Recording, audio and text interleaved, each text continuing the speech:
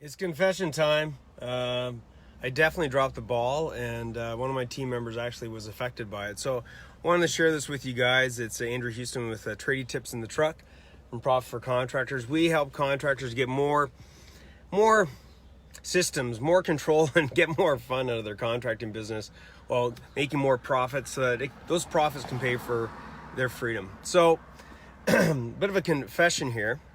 I didn't know whether or not I was going to post this or not, and then I was thinking about you guys, and I was thinking about the struggles of being an owner and what Profit for Contractors is all about. And I realized, for me to play at the level that I know that I need to play at, I've got to be vulnerable as well, right? I got to share some of these struggles, some of the things that I screw up on, to let you guys know that I'm not alone.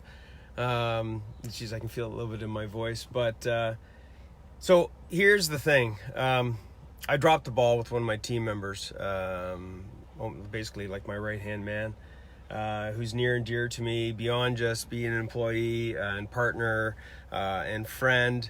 And what happened was, when it comes to getting our team members to get on board, when it comes to us being able to get them to have the right mindset, one of the biggest things is letting them have clarity on the vision of the company. And with that vision of the company, of where it's going, be able to have clarity of why they're doing what they're doing.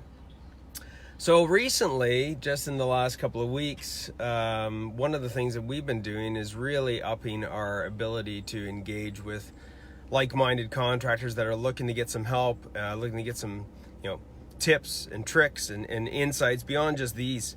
Hey, Alex, brother. And so one of the things that we do is we have these calls. We have these calls with contractors to see if there's a fit, if or how we can help them, right? Personally, with the owners. So one of the things that we did was we booked in a ton of these calls with my right-hand man, Liam, and because the why was not strong enough, it just became a bunch of activity. Hey man, good morning, Alex. It just became a bunch of activity and almost to the point of burnout, like we just put way too many things on his shoulders, and he lost sight of the purpose. And the reason that he lost sight of the purpose was because I dropped the ball in making sure that there was enough clarity of what the purpose was. So there was a lot of purpose. It wasn't just to see if or how we could help contractors. Hey, Jason, my man from North Carolina, sweet brother. It was really to make sure that we were able to test and measure to see what our capacity was, to see what our ability was to deliver at a scale level. That's something that you guys definitely want to look at in your contracting business is exactly that. Like, what is your capacity? What can your business handle and what it can't handle? It's almost like a pressure test. If we're a plumbing company and we're testing the lines, we've got to do a pressure test to see if there's any leaks before there's any major issues. But back to what I dropped the ball on.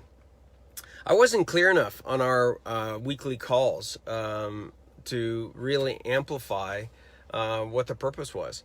And so, he just went through the motions, and it became draining. Because he didn't have that insight, he wasn't looking at those opportunities and the challenge of that week, of that pressure test, of actually being a pressure test. He was basically looking at it as a form of burnout.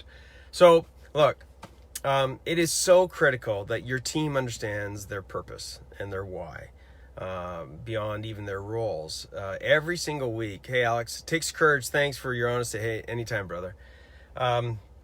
When we look at our team and the things that they do, whether it's the guys out in the field, whether it's the guys that are out getting the material, or the team in the office, it is so beyond just doing the job. You're servicing, everybody's going to have their own different why, but you're servicing customers that really need you. Like, guys, you are experts in your field, and you're becoming a lost skill set. I mean, seriously, as far as tradespeople go, that's definitely, it's something you just can't pick up and read a book and you get it. I mean, you guys have got your hands out there. Your team's got their hands out there. They're physically doing things. And it's a skill set. It really is a skilled trade, no matter what type of trade that you're in. And it's becoming more and more of a lost skill set out there. So make sure that your team, make sure that everybody in your company really understands every week, okay? And if need be, on a daily basis, we get our clients to do something that's called, or be aware of something called the daily team huddle. It's a 15-minute little huddle with the team. That could be remote, that could be, in the shop, with the office staff, just to be clear on what is going on for the day, what's happening, and always try to support that with the why. Like, why are we doing this? Why do we have this business? Why are you in the role that you're in, Mr. Technician? And with that being said, I think the other area that I dropped the ball was that I didn't really recognize what this person was having to face. So with that being said, I have taken the ball. I've taken the decision, and this week I'm actually taking those calls. That's right. You might be like, "What?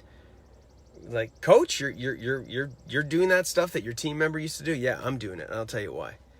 Because there's no freaking way in hell that I'm going to understand what that person's going through unless I at least get a feel for what that person's going through.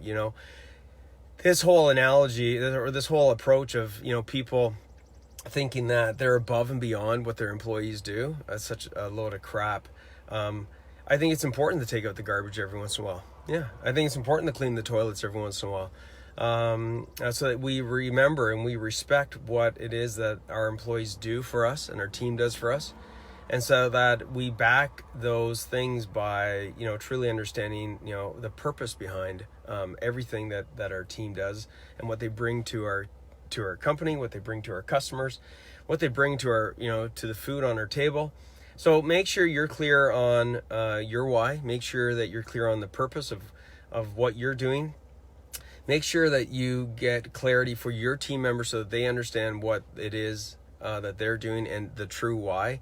It's beyond just them doing their task. It's got so much to do with, helping the customers and helping people and leaving a legacy and really doing things that can, that other people can't do. So this is Andrew Houston from Profit for Contractors. I hope this resonates with you guys. It's okay to drop the ball as a champion CEO or becoming a CEO to a champion.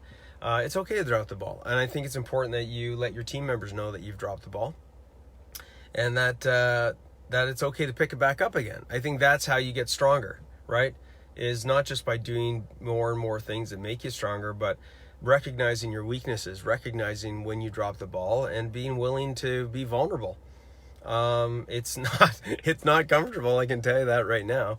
I'm not feeling that comfortable, or I wasn't just moments ago, but I'm feeling a lot better now that I've shared this, because hopefully you guys can benefit from it. So, let me know some of the things that, if this resonates with you.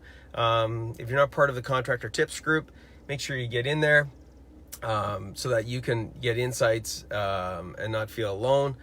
It's okay to drop the ball. Hey, Razna. Hey, Alex. So make sure that you're okay to be vulnerable. Look, we're not superheroes here. And I think that opens up a lot of conversation and dialogue with your team members to let them know that it's okay to drop the ball. Okay, it's not about dropping the ball, man. It's about how you pick it up. It's about how you learn from it, and it's about how you better yourself and better your team and better what you deliver as far as your product and service. So welcome to Contractor Tips in the Truck. If this is your first time, we got more of this coming on a daily basis pretty much, and join the Contractor Tips group for more insights like this. If you're already in the Contractor Tips group, I'd love you to share your insights on when you've dropped the ball and some of the lessons that you've learned from doing that. Alex, I know I saw you do a post, which is great, man. You're getting out there. You're doing some Facebook Lives. It's awesome, and you're sharing things that are challenges, man. Hell yeah, for sure. Challenges as in the way that you approach things. The way that you got to start looking at things differently. And the first step is being aware of what it is that's the problem. Second thing is stepping up to the plate and being willing to make a change. And the third thing is actually taking action, doing something about it. So Andrew Houston from Profit for Contractors, helping contractors get a better business, get more freedom, get more profits to pay for their freedom, and have more fun with their business. All right, guys. Johnny Feister, hey brother, long time no see. One of my best buddies, man, from back in my hometown of Midland. Great scene there, Johnny. So anyways, we'll catch you guys on the flip side later. Cheers.